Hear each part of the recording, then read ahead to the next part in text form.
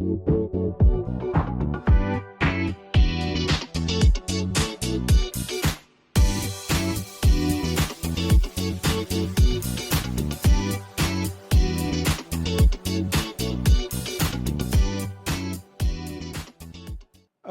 good afternoon, everybody. I'm very excited to be hosting this panel. We've got a very illustrious group of individuals here, and we are tackling the topic of, is there a global consensus in crypto? So before I even level set and set the stage for a conversation, I just want to introduce who's actually in this panel. So to my left is Jeremy Allaire, the CEO of Circle, which went public this year. It is the stablecoin provider USDC, but what's really notable is Circle's IPO really opened the US capital markets, and it has now led to a flood of tech IPOs. Dr. Saifedean Ammon is a very well-known author, the author of the Bitcoin Standard, and is a very published author and has a lot of important views around Bitcoin. We have Brad Garlinghouse, the CEO of Ripple, who also recently just got married, so congratulations. Thank you. Yeah. Oh, thank you.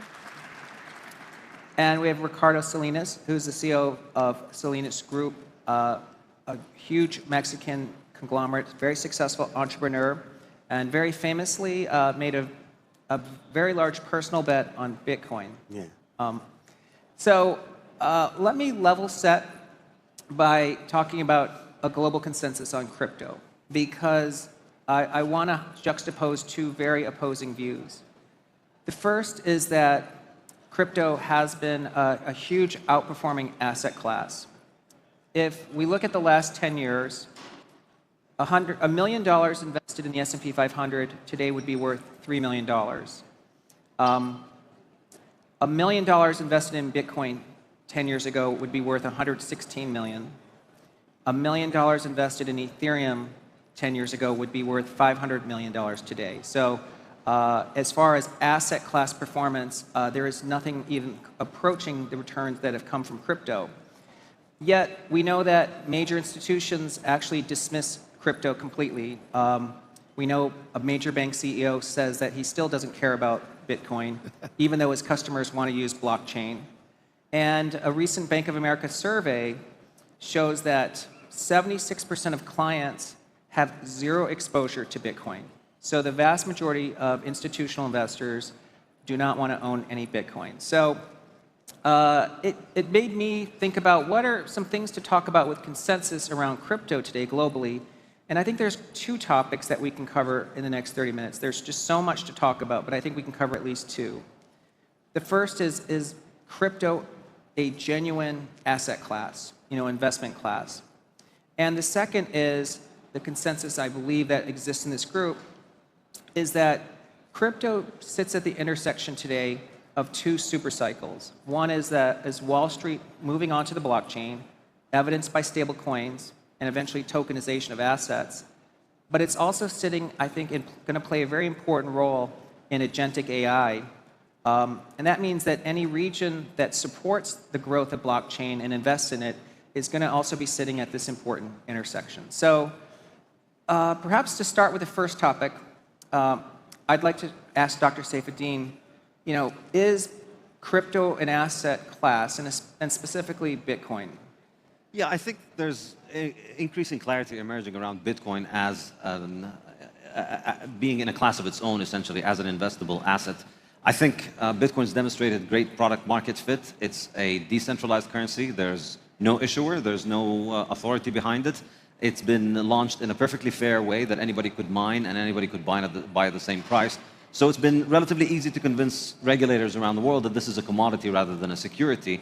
And I think this has become a pretty stable view among regulators. And I think among investors as well, I see that more and more people are becoming open to the idea because I think ultimately it serves a market need that is very well established. People all throughout human history have used money, and there are properties that make for good money, as I discuss in my book, The Bitcoin Standard.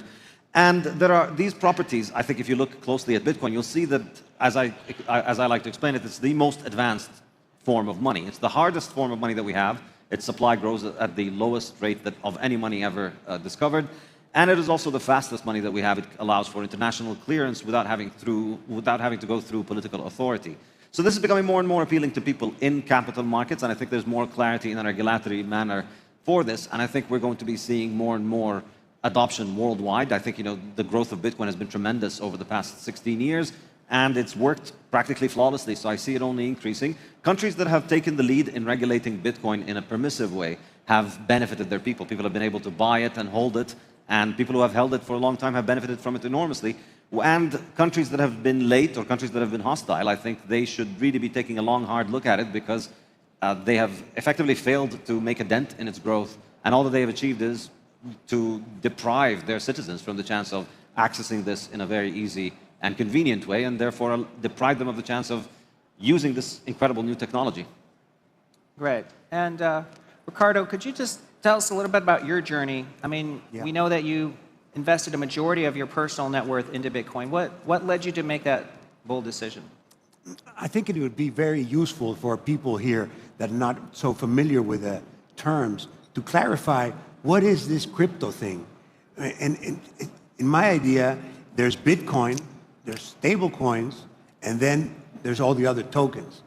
That's crypto. Crypto is all tokens based on a blockchain.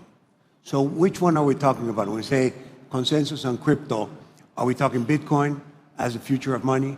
Are we talking stablecoin as the future of banking?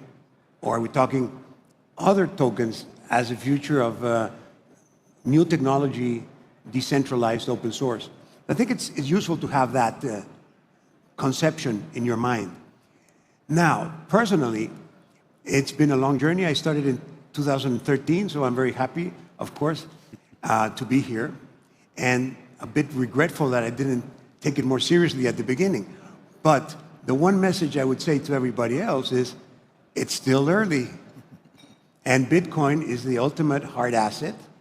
Maybe a combination of Bitcoin and gold will save your savings from this pernicious debasement that's going on across all the currencies, across all the countries. Okay. And, when I think about the Bitcoin rationale, why investors buy Bitcoin, I think one of the principal things that draws them here is the idea that Bitcoin is digital gold.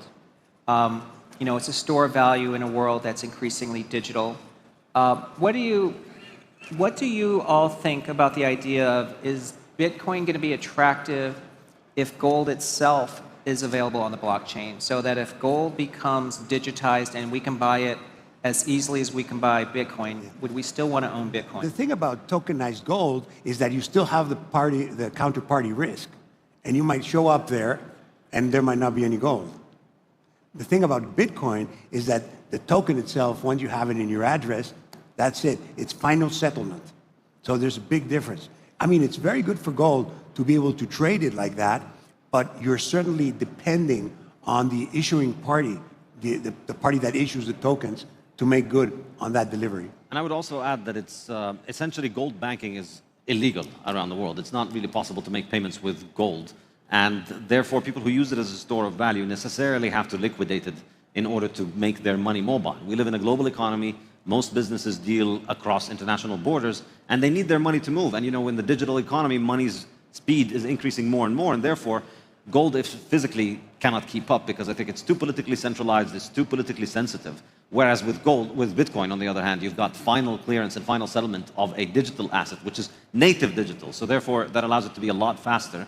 And I think that is why Bitcoin has massively outperformed gold over the past 16 years, and I would expect that trend to continue. Tom, if I may, I think you're demonstrating that we don't have a global consensus about crypto. Even in this conversation, and I agree that it still is early, partly because there is not a global consensus about some of these things. I agree. And I think some of the use cases, we're still extremely early in terms of scaled use cases. Circle is certainly one example that has started to have a scaled use case around a stablecoin. But I think the crypto industry, I agree, the next 16 years, I think will be better than the last 16 years, because you'll finally see applications emerging that up until now have just been the store of value story or speculation. Okay. I just was told the prince is coming, so we're going to actually have to end this conversation soon. So perhaps to wrap up, I could just go around really quickly. Jeremy, do you have any final words on this topic? Obviously, we're coming at it from a very different vantage point. I actually agree with the consensus between the Bitcoin adherents. I think that everything they say is accurate. We also have the need for everyday medium of exchange that can be used at scale, at internet scale. And I think what we've seen happen with dollar digital currencies, with stable coins, is effectively creating a new internet-based infrastructure for fiat. And fiat will continue, but we're seeing essentially the same technological change that happened for data, communications, information, software being brought to money. And we're seeing a reconstruction of fiat as on a full reserve basis. So a sound money principle where you can have safe, fully reserved dollars and you can transact them effectively at internet scale, at internet speed, at virtually no cost. And that is converging, as you noted, with the machine economy, with machine programmed money. And I think I would share also the view that we're still in the very early stages of this. I think over the next 5 to 10 years, the transactional activity with all this will probably be 1,000,000x larger than it is today. And so there's plenty of opportunity to build. Okay, I think I've been told we just need to wrap it up here. Thank you, everybody. Thank you. Thank you. Thank you.